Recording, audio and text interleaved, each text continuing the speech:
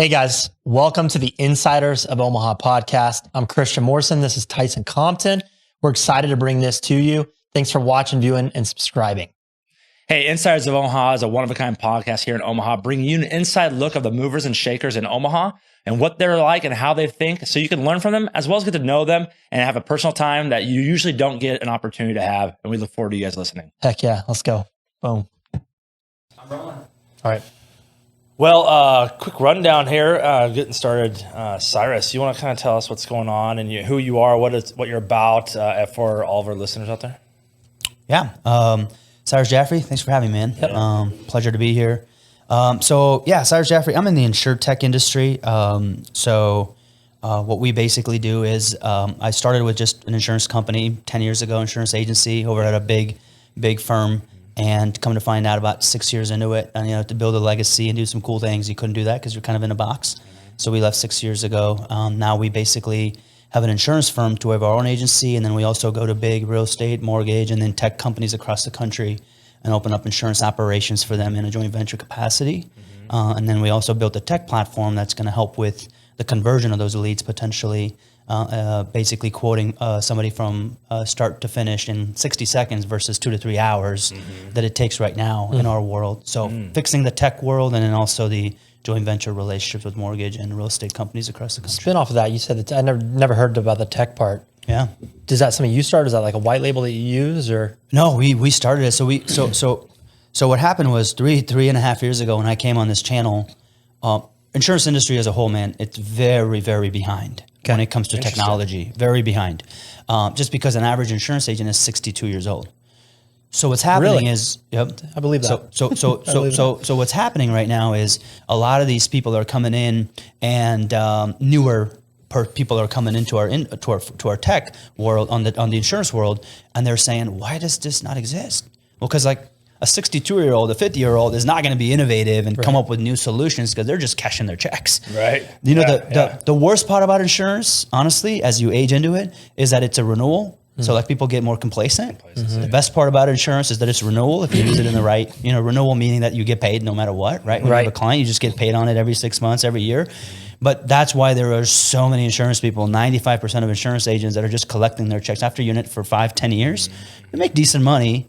But when you make decent money, it's almost like cancer. When you're at that average, you're making good money, you're chilling. You're like, do I need to go to work? Do I need to do this? No, because they're making right. So for people like us that are in this, that are come in at a very young age, we're like, why does this not exist? So 2.5-3 years ago, when we started, I was like, why is it taking my guys 2.5 hours to quote a person? Why do I got to go to this place, then this place, then this place, and then call the client back 2 days later and quote them? Like that's our industry. Yeah. So I'm like, there's got to be a different way to do this. So we searched and we searched and we searched and we couldn't find one place. And I was like, now at that time it was just my agency. Now I own 10 agencies, plus we have 31 people in our organization that have their own agencies. So we have almost 45, I believe it is today, agencies that are inside of our brokerage that have hanged their license with us.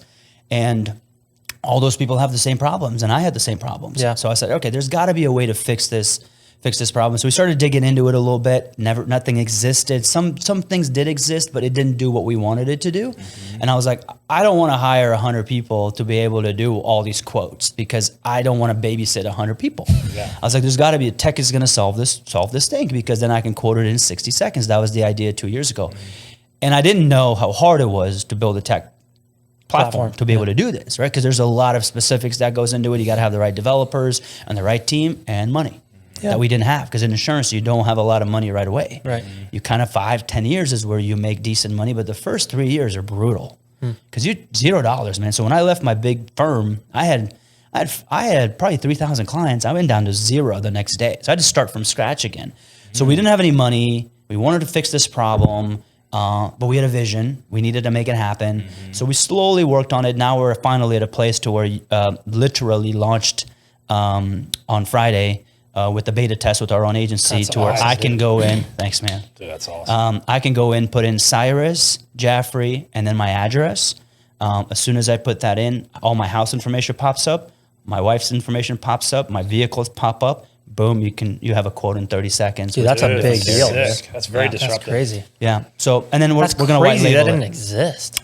It did, and like it didn't exist honestly because there was so what happened 5 years ago was people found out, oh my gosh, insurance is awesome. Before that, dude, nobody cared about insurance. Insurance was just boring, right? Basically, thing that nobody wanted to talk about. But a lot of tech people came in and said, we go direct to consumer. So they wanted to go direct to consumer and basically just do, hey, I'm going to go Tyson. I'm going to get Tyson to go online, get a quote, bind it, boom, done. Within 60 seconds with one company.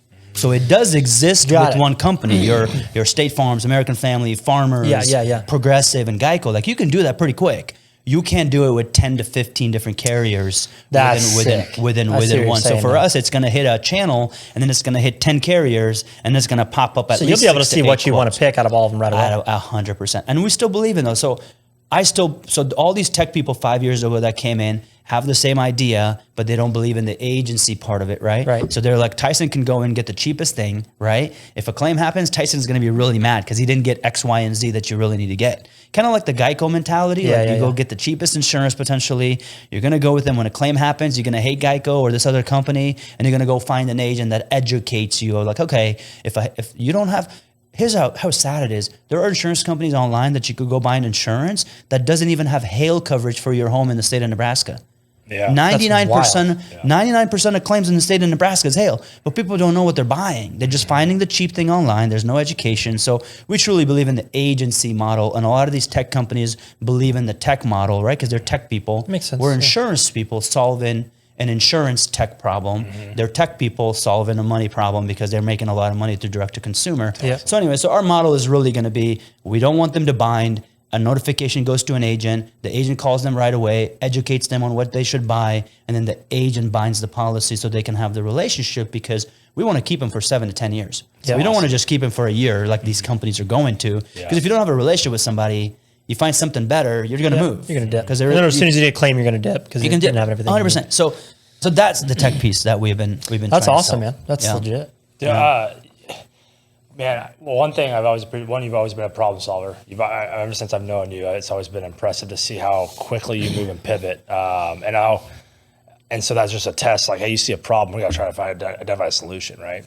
A question you mentioned earlier, you brought up, went from the big box insurance provider, going on your own, and you said what did it look like the first couple of days out of the gate? Who went with you? It was like a Jerry Maguire moment. I'm taking the fishbowl, and who's coming with me? And everyone's like, no one comes. No one comes. Man, that was a pretty hard time in my life. I wouldn't lie about it. At first when I came, I'm like, I got this. I'm strong. I get, like it hurts, man. It hurts. You're making 750, 800,000 was our revenue. Dude, and like that just comes to me and pay the payroll. Like the rest of it is pretty much gravy. Like I could have been that insurance person chilling for the rest of my life that a lot of people are complacent. And I know a lot of them and I'm friends with them. Like I have no issues with them. Right. Yeah. But for me, man, like my son was born and he was 2 months old. When he was born, you guys know, like I had a daughter, right? And like, it's weird because a daughter versus a son or whatever. When my son was born, something clicked and I'm like, man, like, what's this guy gonna do? Because my daughter will be fine. She's super smart. My son needs a little bit of help. So I need to guide him a little bit. So I was like, I gotta get, and it was a legacy piece. Something about his son, I guess, right? So I was like, I was really joking though. My son's great. Yeah. But I was like, I gotta, but my dude, the legacy thing, it just kind of kicked for me, and I was like, there's got to be a move. So when we left, man, it was really tough, but we knew we had to do it. And we knew we were going to impact a lot more people than we were going to impact, right? Yeah. So for me, it came into, man, I just couldn't impact that many people. And 3,000 clients we had, my last 2 years being in that firm, I didn't grow by more than 100,000 in our world. We do 150,000 a week now.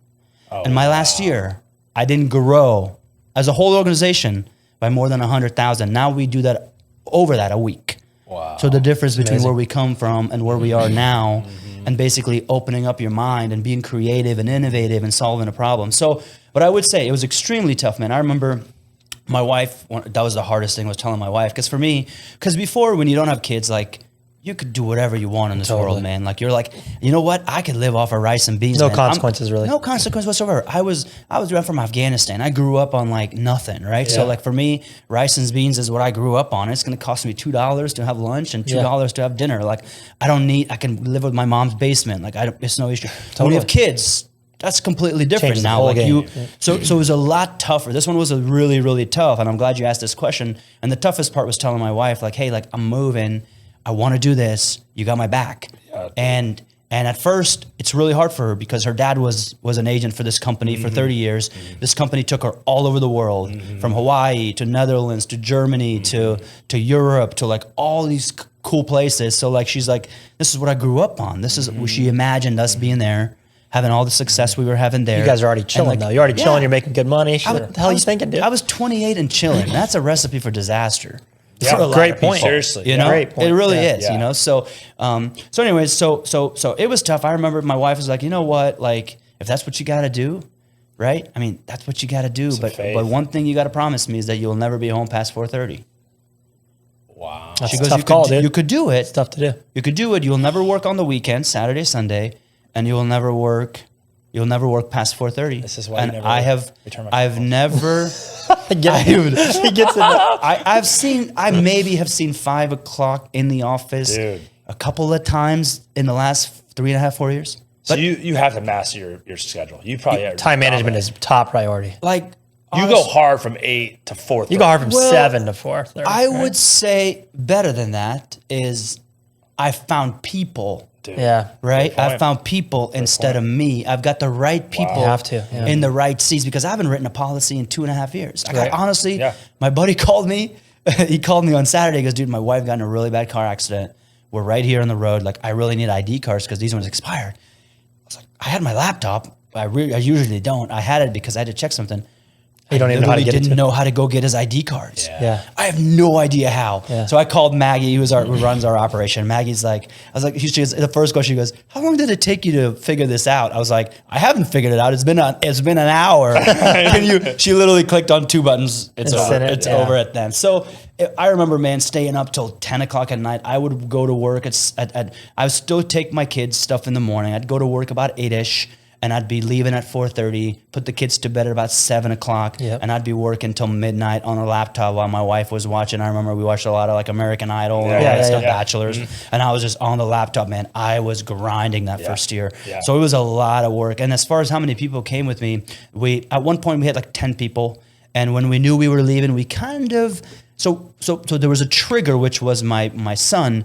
There's always got to be a trigger when making a big decision, right? It doesn't just happen. Yeah. So my son was a trigger, but we've been planning on it for a couple of years, I would say. We started branding CJ, even when we were at this company, because we knew it was going to happen. I just didn't know when. Yeah. I was just waiting for God to pretty much tell me, son, it's time. Right. And go. And it was at that time. So out of 10 people, honestly, man, 3 of them is really my brother, who's actually going to own a piece of everything I've owned starting June 6th, because he'll be 25. He's been with me since he was 16. Wow, 9 years. awesome, he runs dude. my operation. So he was with me, and then our operation person, which will get ownership in the company sooner than later, all of it, because they have pretty much just like ran with it, man. Dude, they've done and a it kind of great built job. this That's whole amazing, dude. How much content do you have with them? Are you guys talking every day, all day, those 2 guys? Are they pretty much really self-sufficient, or what kind of role do you play with them? Yeah, so my role now is a lot of this, man, honestly. A lot of this and a lot of tech stuff and a lot of my role is pretty much to make everybody's job easier in our company. I don't want these guys to quote for 2 to 3 hours, which was the biggest thing. I couldn't imagine doing that myself. And I wasn't doing it. I was taking shortcuts. So I was like, okay, like when I was doing quoting, because I was like, I can't do that. I don't have 2 to 3 hours. I got to make money and I got to feed. I got other people that depend on me to pay the bills and to pay because we came with $0, right? We had no money. So I just went to one company, and if it hit, I sold it. If it didn't, then I went to, but I don't want my guys to do that because then all these companies require certain production, certain quotes. And if you don't do that, they don't like that. So like I was basically, so now I'm telling my guys, you have to quote 4 or 5 different companies every time. And I was like, I just couldn't do it. So I was I was being lazy more, but I was being smart also, because if it hit, it was a reputable company. I was able to close, so I can pay the bills because that's all we wanted to do that first year. So as far as what they're doing now, man, Bobby runs the whole sales department. So we have. Is that your brother, Bobby? Bobby, yep. Bobby's my brother. He Younger, runs right? Our whole, younger, yep.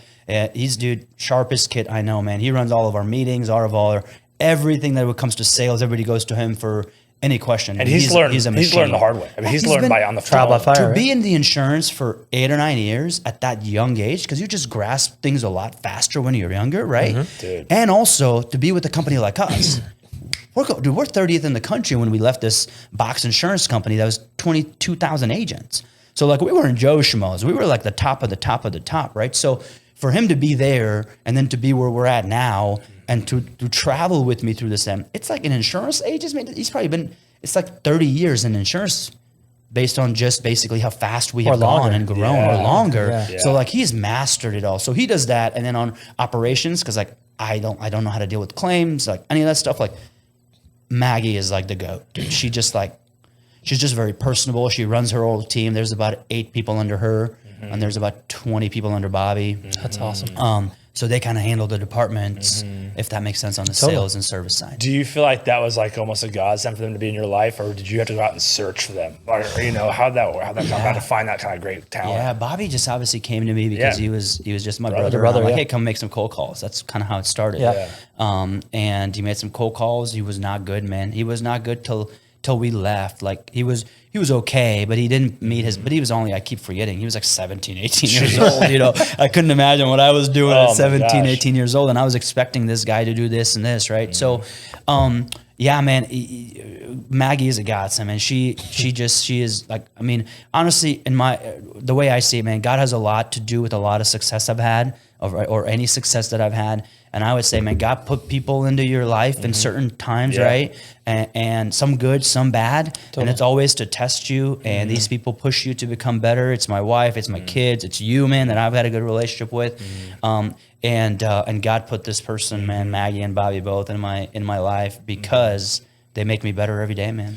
They really do. Well, I'll just, dude, I think it's such a breath of fresh air. I was just having a conversation with a friend there today about having, who are the 5 people you surround yourself with, or who you're continuously around. And it's so impressive how you talk about others, Cyrus. I would just commend you so much on the humility you have. You don't ever take things too seriously to the point where it rubs you the wrong way. You take it super neutrally, where you take it and you can run with it and then morph it into what you can use as fuel, as incentive, or as like correction, or you discard it. You know what I mean? So I think that's just such a beautiful thing to watch and witness as a friend from afar at times, as well as up close. And I commend you. I mean, that's super awesome, man. Really appreciate it. Yeah. Really appreciate it. You were talking about, so you're from Afghanistan. Yep. When I first met you, I thought you were Hispanic. I saw this, I saw this billboard on this golf course. I'm like, who's this Cyrus Jaffery guy? And I was like, and I'm like, he's on these billboards on my golf cart. And then somebody was like, hey, you need to meet this Cyrus Jaffery. I go, I saw his ad at Deer Creek. And then we met on a snowy day. John Major made a contact. And, and there's nobody in this coffee shop. And then started hitting it off, and then I found out you're from Afghanistan, like my military background. I was like, whoa, what a crazy story. So you kind of tell us what that was like and how you got to the United States. Very cool. Yeah, man. I mean, I think kind of we can relate a little bit because you've been there, and you understand how hard it is. Again, dude, God puts people into different places, man, and connects them in different ways, and it's pretty cool how He does that. But yeah, man, I was born in Afghanistan. I was two years old when our house got bombed. The Taliban came to invade Afghanistan in the early 1990s. And dude, I remember our house getting bombed. My mom kind of grabbed me and my brother, and we basically went about 2 weeks, basically walking over like dead bodies. My mom did. I don't remember any of this. Obviously, she tells me this, and I'm writing a book about this whole journey, walking over dead bodies and hiding out during the day and walking at night to basically get to this place, to where there's a helicopter that comes in, and my dad paid $50,000 to basically get into this helicopter and kind of take you over to Pakistan, where it's a border country. Yep, to be a refugee, to basically get away from the Taliban, who are basically taken over, and my mom couldn't obviously drive us there because there's literally these Talibans with like rifles on the streets. Like there's no cars. That's like crazy. you can't Blockades so everywhere you go, shutting down the traffic. Absolutely, because they completely wanted to take over. And then we remember getting in the helicopter, and our helicopter goes up. There's 5 other helicopters that are right by us, right next to the Kabul River. And 5 out of those, there were 6 helicopters. We were one. The 5 that were there they got hit by an RPG. They got hit, and all 5 came in the Kabul River. They probably nobody made it out of those. And then ours got hit in the bottom, kind of spun, and then we were just. Wait a minute. So back up. So you got on it. There was a fleet of 6 helicopters. 6 helicopters. 5 got shot down. 5 got shot down. And ours. While you're in the air. While we were in there, right when we were going up, we see boom, boom, boom, boom, boom. My mom's like, because my mom said, I have a bad feeling about this. So we all kind of hold hands, my mom said, and we all prayed that we're in this helicopter to say, God, please help us, please save us.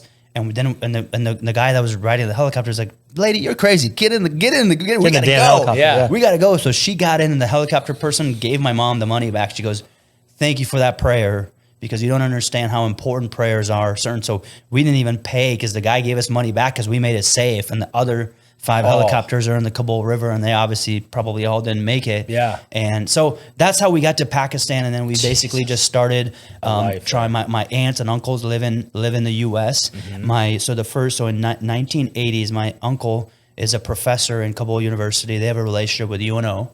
So there's a UNO, Tom at UNO. Went over to Kabul University because they had like the reciprocity. Yeah. So went over to Kabul, met my uncle, said, hey, why don't you come to UNO and teach?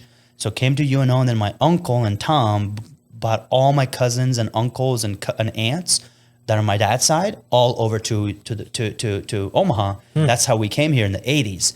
But my dad said no. Every one of my aunts and uncles are here except for my dad, because my dad's like, I'm good, because he used to work for the U.S. military.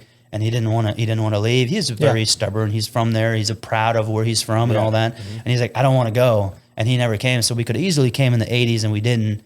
So, and then we came back again. 2002, we applied 9 times as a refugee. Yeah. How long did it take you from refugee in Pakistan to here? Yeah. So it's the early 90s is when we got there. So 1990, 1991, I would say. And we were there till 2002. So 11 years. 2002. And guess what? So we come to U.S., so obviously 9/11, September 2011. That's when we got accepted to come here. And we came here May of 2002. Yeah. Oh, wow. my So May of 2002 as refugees, thick accent, no English Yeah, whatsoever. Pakistan. Walking into high school, like these guys are from Afghanistan. And obviously kids all they know is like Afghanistan bombed their country. Right. So like we had the treatment, man. I bet, man. It was a rough first year in Colorado. But again, man, like it is what it is, right? So, But 10 years in refugee camps? refugee camps, apartments. So we moved after a while to an apartment, but we were in a refugee camp for about a year of that. Wow. That's crazy. It took that long. Apartment complex up too. Well, it took that long because they weren't really accepting. So we had to pay at that time. All my aunts and uncles in the U.S. pitched in. I think we had to pay $24,000 U.S. dollars to basically get into this like almost like a lottery place, right? Lottery thing. Yep. And then from there, then you get accepted based on certain different criterias. Okay. So every time we would go, and we applied every time. So on the 9th time, every time we go, sorry, you didn't make it. Sorry, you didn't make it. And the 9th time. Like once a year? Yeah, once a year. And then you're like, okay, you guys are ready now. And we're like, what? Cool. Right? And then we ended up in Colorado. So that part you must remember because you were at that time 13? It was 13, 14 years old. 14? Absolutely. So, man, it was tough, man. Because, like, I didn't know, like, dude, I didn't know what life was in the U.S. or any other places except for there. I was a happy kid, dude. I had a lot of friends. I played cricket for the national team. So, like, I was having a lot of friends. I loved Pakistan, man. It was like, and I had like a couple of girlfriends. Yeah. And like, we're chilling, dude. Like, I was living the dream. Like, I was like, why are we going? Like, As a kid, it was awesome. I cried for days when we came here. Even months, because I didn't want to come. I'm like, I'm happy. I have my own life. We're going to school. Like, why? Was there ever a second when you're like, hey, I'm gonna stay with dad? No, because my dad lived in Jalalabad, Afghanistan. Oh yeah, so he was still. In Jalalabad. He stayed. Oh, your dad wasn't with you this whole time. He never came.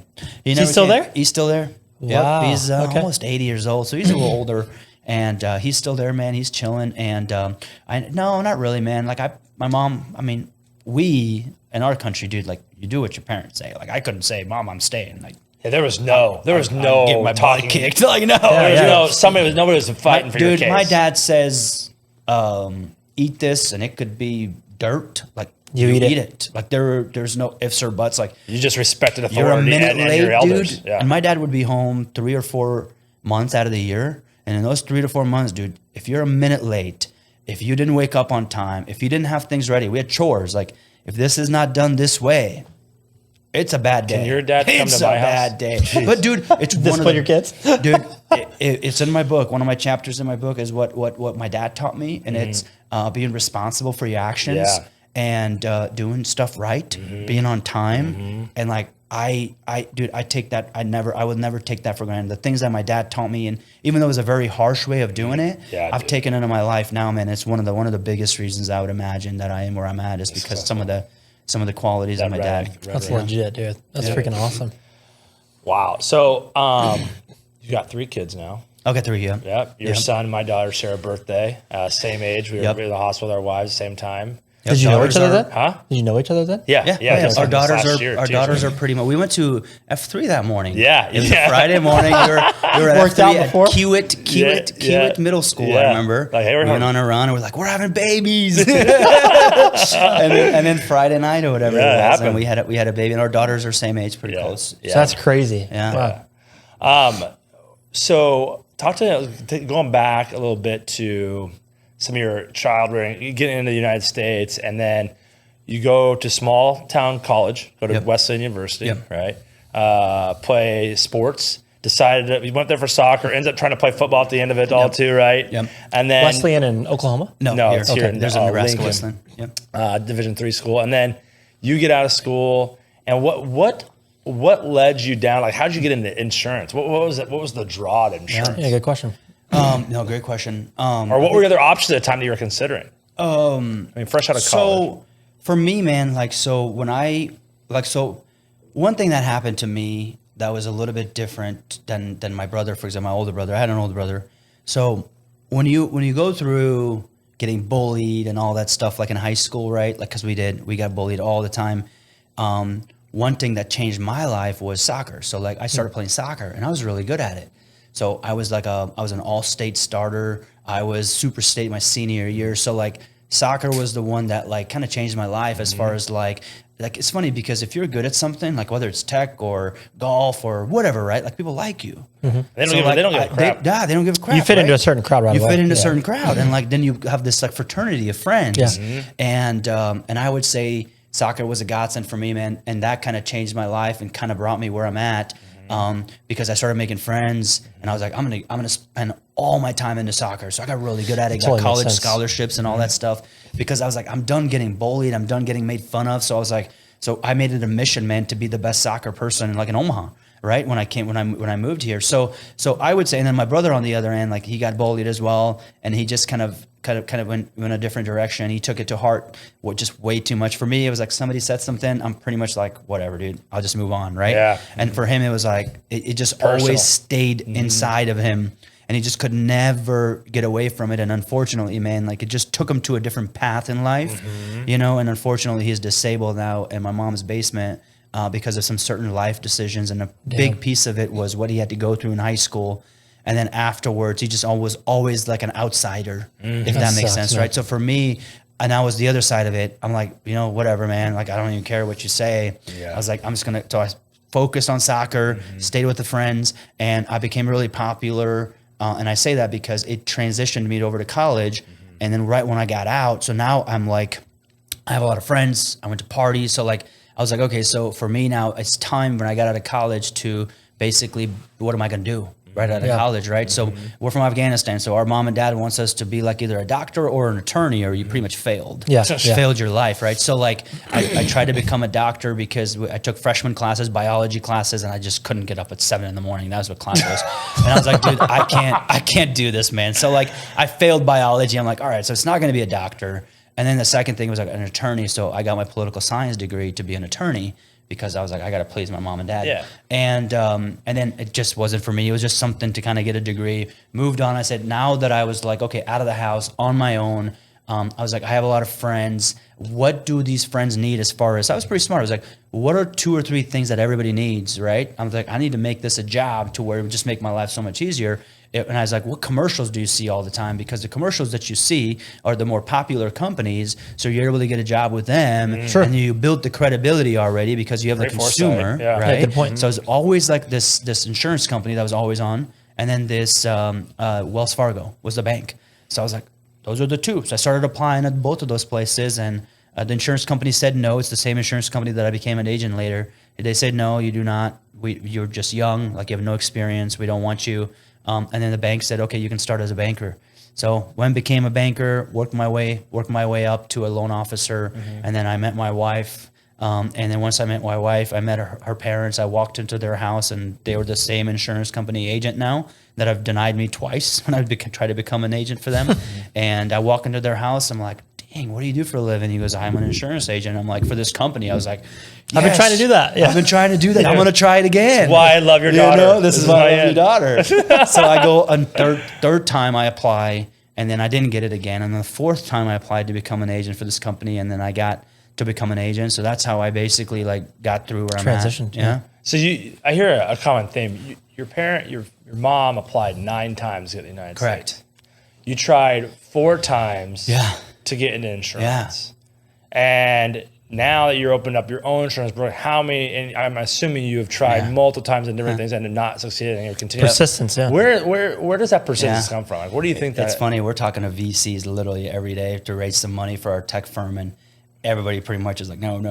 Yeah, I'm like, bro, I'm used to this. Like, you ain't gonna hurt me. You know, I got to get to 20 no's, and I know there's gonna be a yes. So for me, it goes back to my mom on this one, man, because my mom was like, you know, my mom could have said like, okay, we're gonna stay in Afghanistan. We're gonna just stay in here. Our house got bombed. Let's go to my mom had a lot of sisters as well that lived there. Let's go to their house and just stay in this room and like not do anything, just like they did. Like, Yeah. A lot of people did that. A lot of people did that. My mom could have just done that, right? But my mom was a warrior, man. She's like, no, let's get the hell out of here, right? So let's find a way to get you out of here. Because if my mom wouldn't have done that, would have just given up, said our house got bombed, let's just stay, like I would have probably been there still. I don't know. Right, probably. I have no idea, cricket. right? So my mom, so I think it goes back to my mom, man, because she pushed us, brought us to Afghanistan, to Pakistan. In Pakistan, we really didn't have a ton of success. We were just going to be just normal. And she wanted us to have a great life. She goes, I'm going to keep trying. I'm going to get you guys to the U.S. because all your cousins I see are having a great life. And she wanted us, so she kept trying and trying and trying. We came here,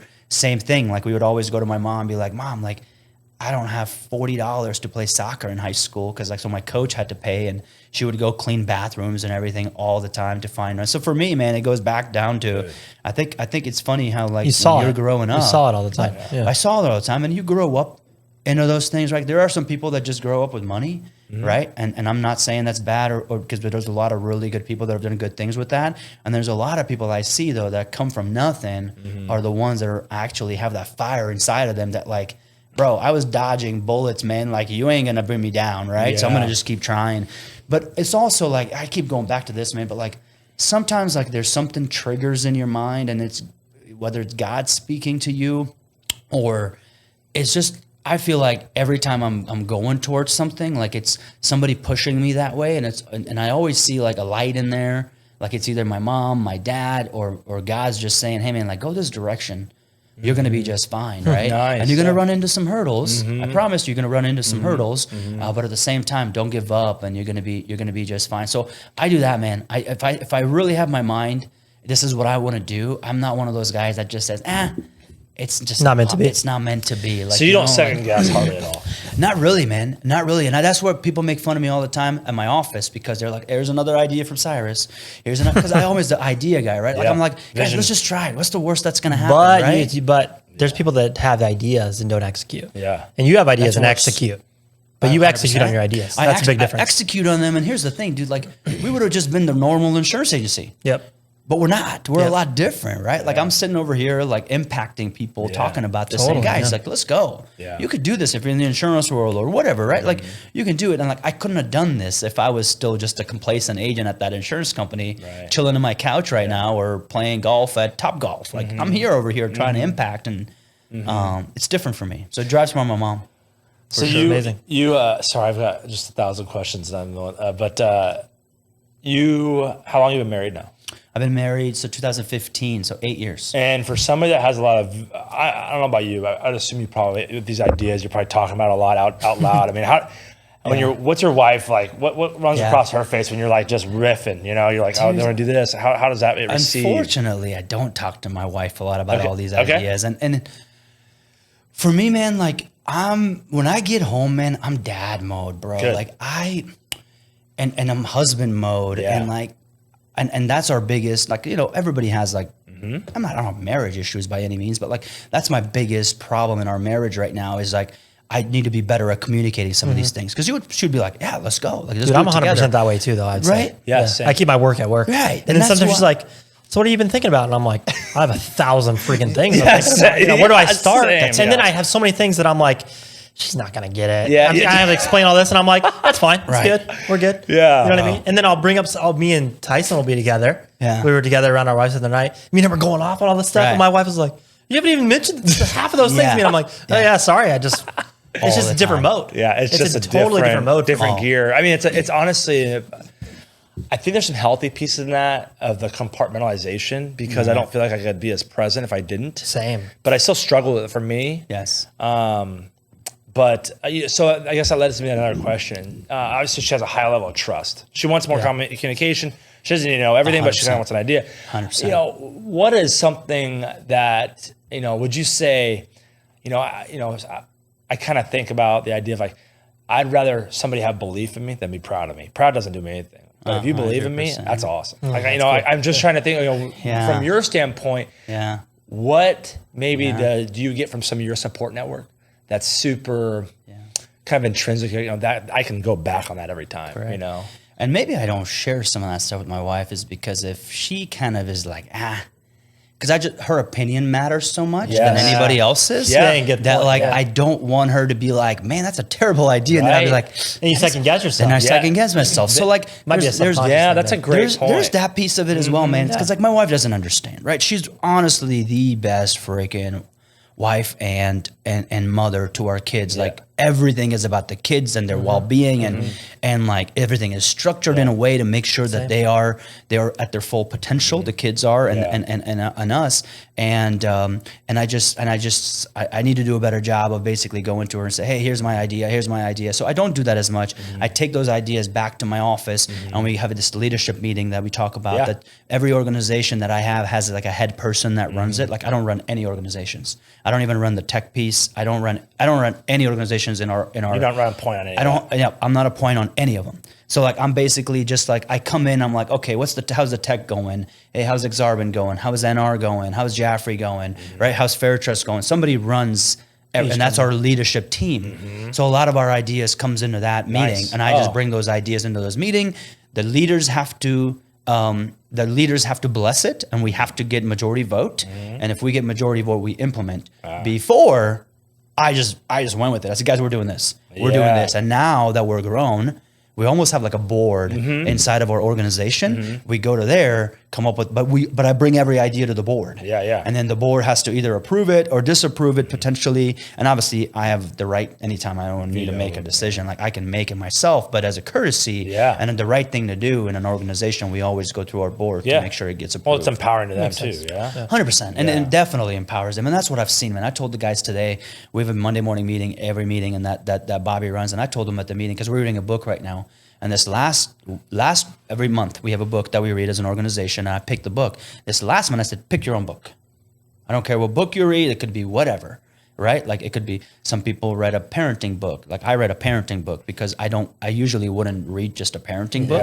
But right now I need to read a parenting book. So I read the powerful child because our kiddo, our 4-year-old son is a powerful child. So I'm like, man, like I want to make sure we handle this like now, because I don't want the problem to just keep getting worse, right? So I read a book, found some ideas, implemented it. The dude's better. Interesting. The dude's better. He's acting better. When you He's read doing books some and implement, things. it always helps. Always helps. Like almost every single time I've done it, I'm like, dude, this did exactly what they said it was going to do. It's crazy. It's pretty impressive. But anyway, so I was going was that they read books and then we implement, and then a lot of times I say, guys, do you want to pick a book this time?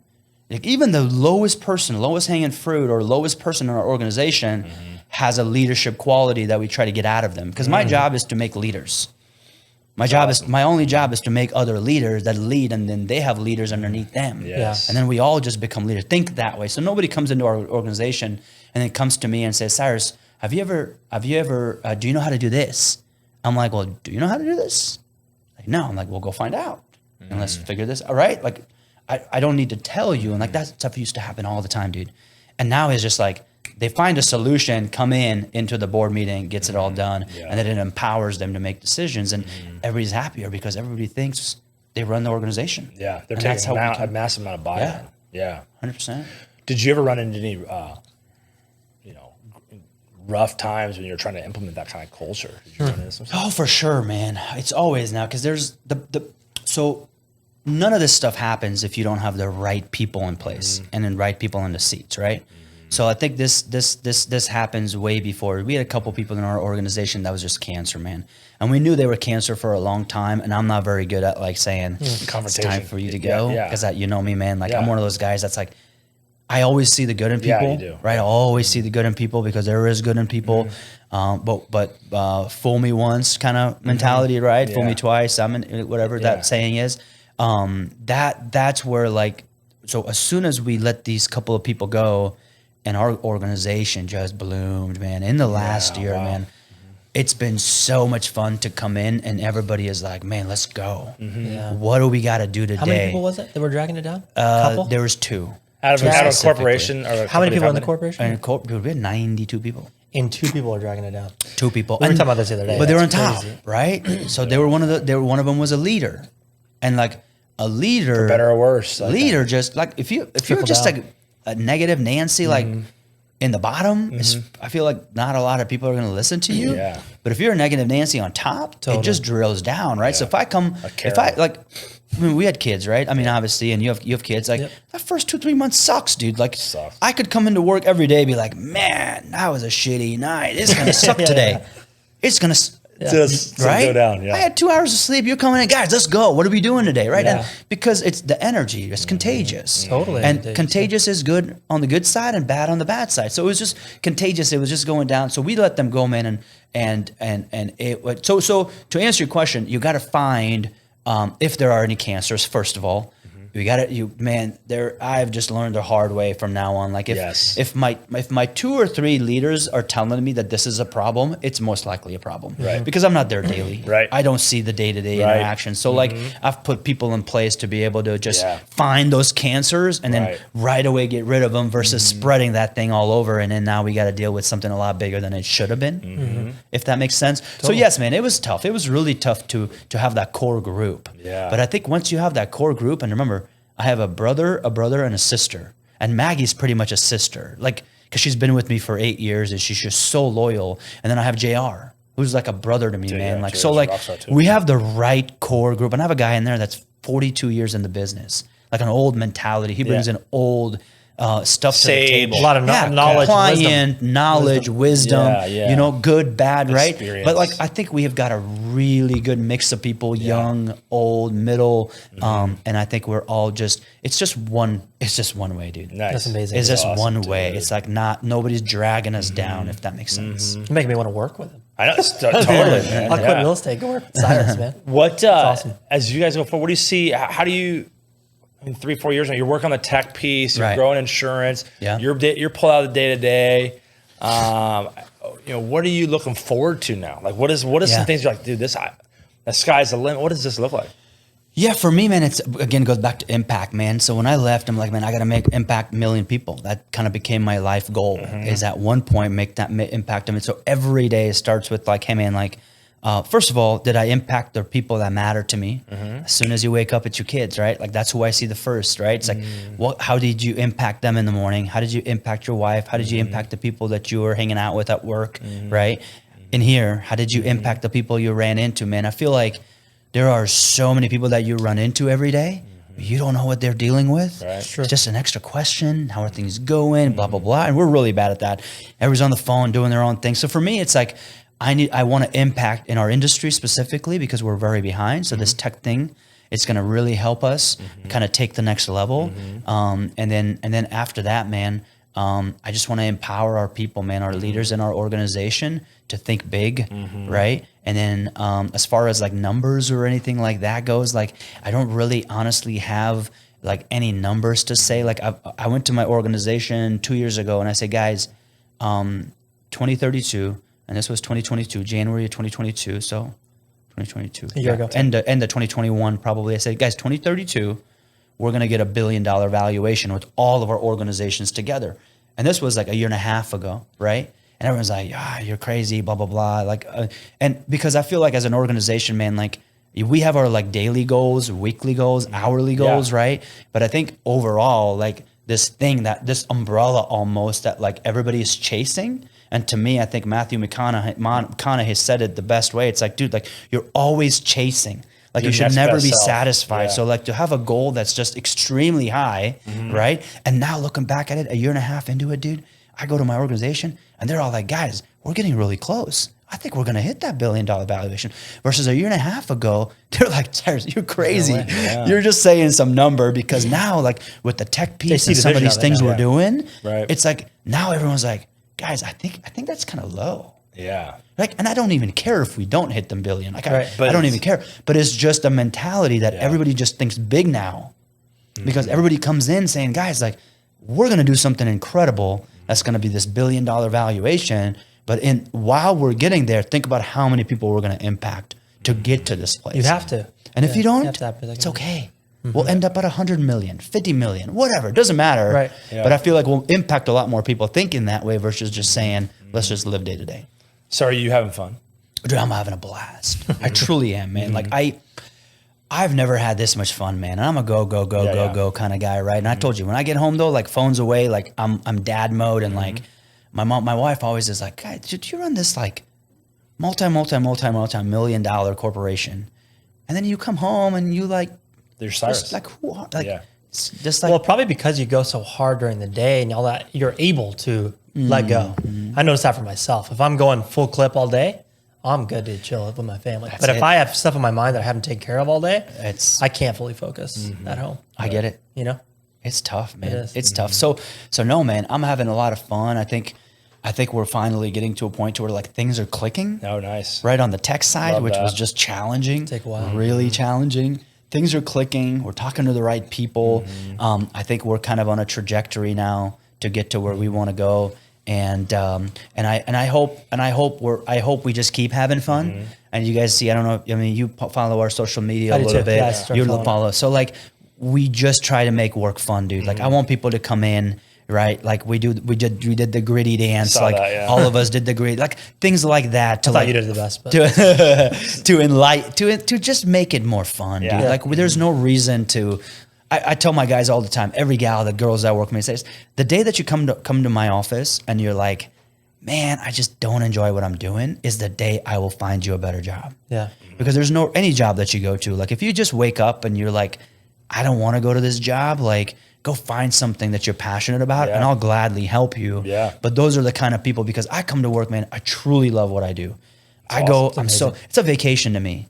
It really is, man, because like you said, when I get home, man, I'm Wolf of Wall Street. 3 kids, 6 and under, man. There's diapers, there's this, that, right? And then I go and talk about $1 billion valuation 8 hours later and then changing diapers right after, right? So like, it's just a completely change in your mind, right? When you do that. You have to. So but I work really hard at it when I'm even changing the diapers and all this stuff. So when I leave, like I miss them when I'm ready to go to work when I leave, but I'm excited at 4:30 to go home too, because I really miss them. So I miss work and I miss them. So it just makes it really fun to do this circle every day. Yeah. That's awesome. So you got your book coming out. Yeah. How long until that comes out? Yeah. So we just got the first draft that I'm reading. Sweet. Making some edits and everything, send it back to them, and then we're gonna go into publishing. Are you self-publishing or are you putting it out there? I think I'm gonna put it out there. Yeah. Yeah. I think I'm gonna put it out there. I haven't really thought much about it, but I think I'm gonna put it out there. Have somebody publish it for me. But I would really like to. I think it would be cool for I want it to go at a time to where like maybe we raised some really good funding for the tech platform, and I want the book to come out kind of like around the same time to where like a stamp kind of on the book potentially, so that last chapter could be like just got $100 million valuation for a tech platform or something. Yeah. Or ERS potentially getting us that valuation, something like that. Is kind of what I'm doing the edits as we speak, making some changes. That's and all that. cool. Yeah. Well, let us know when you get closer to that. We should have you back on to promote that. That'd be book. cool. Yeah, that'd be I would really love fun. that, man. That'd be awesome. Well, I really appreciate your time, man. Yeah, man. It's amazing. Everything you got going on, stopping in here with us. Has been Couple last parting shots. What's Take your the time. best book? I mean, you're an avid reader. Any recommendations for books? Yeah, well, right now it's The Powerful Child. Yeah, pretty much. That's Powerful Child. Right now, dude, I have one here's, too. here's what I tell you. So I'm getting ready to run a marathon. Okay. Lincoln Marathon. It's I believe. Yeah, you don't have much May- going on, so you can May fit that in. 5th. May 5th, I believe. Dude, you know what the funniest part about that is?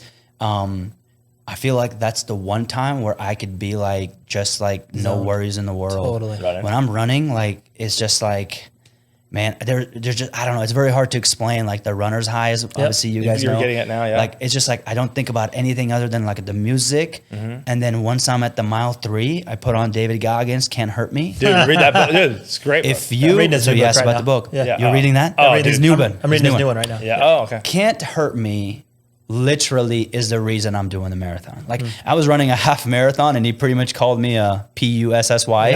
And I was like, God dang it, I have to do the You're going marathon. 'Cause I halfway, signed right? up for a half. Yeah. And I'm running and this guy's telling me he ran 100 miles in broken feet. And I'm like, and I'm over here complaining about a freaking mile? you Half know, marathon? Yeah. a half marathon. So anyway, so if you're looking at a book, man, if you haven't read Can't Hurt Me about motivation one and of my just favorite life, books. and Yeah, it's a good book. it's by far, I literally read it every time I go for a run at about mile 3 because it needed a little bit to get me going, and then to like, anytime I'm ready to give up, I don't give up the first 3 miles.